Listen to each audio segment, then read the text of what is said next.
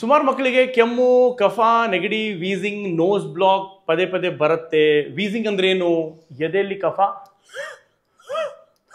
ಈ ಥರ ಶಬ್ದ, ಫಾಸ್ಟ್ ಬ್ರೀದಿಂಗ್, ವೀಸಿಂಗ್ ಅಂತ ಹೇಳ್ತಾರೆ. ಅದು ಅಸ್ತಮಾ ಅಂತ ಡಯಾಗ್ನೋಸ್ ಮಾಡಿದ ತಕ್ಷಣ ಪ್ಯಾನಿಕ್ ಆಗಿಬಿಡ್ತಾರೆ ಜನರು. ಅಯ್ಯೋ ಡಾಕ್ಟರ್ ಅಸ್ತಮಾ ಅಂತ ಹೇಳಿದ್ರು. ನಾವು ಅದಕ್ಕೆ ಅಸ್ತಮಾ ಅಂತ ಬರೆಯಲ್ಲ, ರಿಯಾಕ್ಟಿವ್ ಏರ್ವೇ ಡಿಸೀಸ್ ಅಂತ ಬರ್ತೀವಿ. ಅದೇ ಅದು ಹೆಸರು ಚೇಂಜ್ ಮಾಡ್ತೀವಿ, ಅವಾಗ ಸುಮ್ಮನೆ ಇರ್ತಾರೆ. ಇದು ಅಸ್ತಮಾ ಅಂತ ಒಂದು ಸ್ಟಿಗ್ಮಾ ಆಗ್ಬಿಟ್ಟಿದೆ ಜನರ ಮೈಂಡಲ್ಲಿ. ಅಸ್ತಮಾ ಅಂದರೆ ಏನೋ ದೊಡ್ಡ ಕಾಯಿಲೆ, ಅದು ಬೇರೆಯವ್ರಿಗೆ ಹರಡತ್ತೆ, ಮಗು ವೀಕ್ ಆಗಿಬಿಡುತ್ತೆ, ಎಲ್ಲ ಸುಳ್ಳು. ಅಸ್ತಮಾ ಒಂದರಿಂದ ಏನೊಬ್ರಿಗೆ ಬರಲ್ಲ, ನಂಬರ್ 1. ನಂಬರ್ 2, ಅದಕ್ಕೆ ಬೆಸ್ಟ್ ಟ್ರೀಟ್ಮೆಂಟ್ ಆಲ್ರೆಡಿ ನಡೀತಾ ಇದೆ, ಸ್ಪೇಸರ್ ವಿತ್ ಇನ್ಹೇಲರ್ಸ್, ರೈಟ್? ಇದು ಸಿರಪ್ಗಿಂತ ಸೇಫು. ಯಾಕೆ? ಇಲ್ಲಿ ಅಟ್ಯಾಚ್ ಮಾಡ್ತೀರಾ, ಇಲ್ಲಿ ಇಡ್ತೀರಾ, ಟಕ್ ಟಕ್ ಟಕ್ ಅಂತ ಹೊಡಿತೀರಾ. ಇದು ಡೈರೆಕ್ಟ್ ಆಗಿ ಎಲ್ಲಿಗೆ ಹೋಗಬೇಕು ಅಲ್ಲಿಗೆ ತಲುಪುತ್ತೆ. ಸಿರಪ್ ಕುಡ್ದು ಹೊಟ್ಟೆ ಹಾಳು ಮಾಡ್ಕೊಂಡು ಸೈಡ್ ಎಫೆಕ್ಟ್ಸ್ಗಿಂತ ಇದು ಸೇಫ್ ಆ್ಯಂಡ್ ಬೆಸ್ಟ್. ಇದರಲ್ಲಿ ಅಡಿಕ್ಷನ್ ಆಗಲ್ಲ. ಜನರು ಸರ್ ಅದು ತಗೋತಾ ಇದ್ರೆ ಲೈಫ್ ಟೈಮ್ ತಗೋತಾ ಇರಬೇಕು, ಅಡಿಕ್ಷನ್ ಆಗಲ್ಲ. ವೀಕ್ನೆಸ್ ಬರಲ್ಲ. ಮಗು ಏನಾದ್ರು ಇದಾಗ್ಬಿಡ್ತಾನ, ಅದಾಗ್ಬಿಡ್ತಾನೆ, ನಾಳೆ ತೊಂದರೆ ಅವನಿಗೆ ಆಗುತ್ತಾ? ಏನೂ ಆಗಲ್ಲ. ಲಂಗ್ಸ್ ಡ್ಯಾಮೇಜ್ ಆಗುತ್ತಾ? ಆಗಲ್ಲ. Safest treatment for wheezing, for asthma, for congestion. ಇದು ಯೂಸ್ ಮಾಡಿ. ಕೆಲವು ಸಲ 2 ತಿಂಗಳು, 3 ತಿಂಗಳು, 6 ತಿಂಗಳು ಯೂಸ್ ಮಾಡುವ ಅವಶ್ಯಕತೆ ಬರುತ್ತೆ. ಫುಡ್ ಇಂದ ಏನಾದ್ರು ಪ್ರಾಬ್ಲಮ್ ಇದೆ ಸರ್? 99% ಫುಡ್ ಪ್ರಾಬ್ಲಮ್ ಇಲ್ಲ.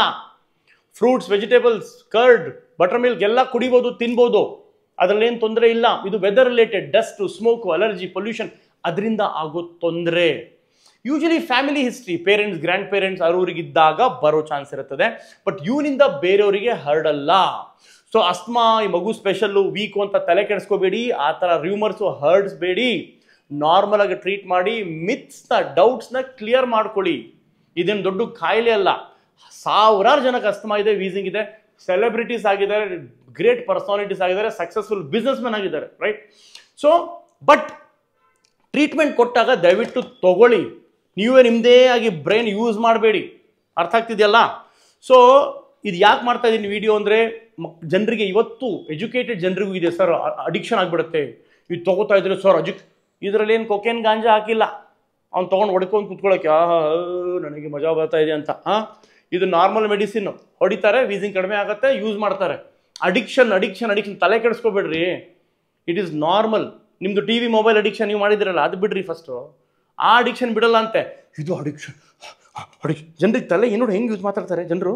ಏನು ಹೇಳ್ಬೇಕು ಇವರಿಗೆಲ್ಲ? ಅವನು ಬಿಟ್ಟಾಕ್ಬಿಟ್ಟಿದ್ದಾನೆ, ಏನು ಹೇಳೋಕ್ಕಾಗಲ್ಲ ಸರ್. ನನಗೆ ಸಾಕಾಗ್ಬಿಟ್ಟಿದೆ ಸರ್ ಈ public, I don't care. So ಈ ಫೇಸ್ ನೋಡ್ತಾ ಇರಿ, ನೆಕ್ಸ್ಟ್ ಕನ್ನಡ ಫಿಲ್ಮ್ ಇಂಡಸ್ಟ್ರಿಗೆ ಬರ್ತಾನಂತ ಇವನು. ಈ ಫೇಸ್ ಇಲ್ಲ, ಯುನೀಕ್ ಫೇಸ್ ಇದು. Okay, so asthma is not a stigma, asthma is not a disease. Asthma ಒಬ್ರಿಗೊಬ್ರಿಗೆ ಬರೋದಿಲ್ಲ, ಭಯ ಪಡಬೇಡಿ. ಬಟ್ ಯಾವುದೇ ಮಗುಗೆ ಕೆಮ್ಮು, ವೀಸಿಂಗ್ ಸುಮಾರು ಜಾಸ್ತಿ ಇದ್ದರೆ, ಸುಮಾರು ದಿನ ಇದ್ದರೆ ತೋರಿಸ್ಕೊಳ್ಳಿ. ಇನ್ಹೇಲರ್ಸ್ ನ್ಯೂ ಬಾರ್ನ್ ಬೇಬೀಸ್ಗೂ ಯೂಸ್ ಮಾಡ್ಬೋದು. ಅಷ್ಟು ಸೇಫ್ ಮೆಡಿಸಿನ್ ಇದು. ಯುರೋಪ್, US ಅಲ್ಲಿ, UK ಅಲ್ಲೆಲ್ಲ ಸಿರಪ್ಗಿಂತ ಜಾಸ್ತಿ ಇದೇ ಕೊಡ್ತಾರೆ.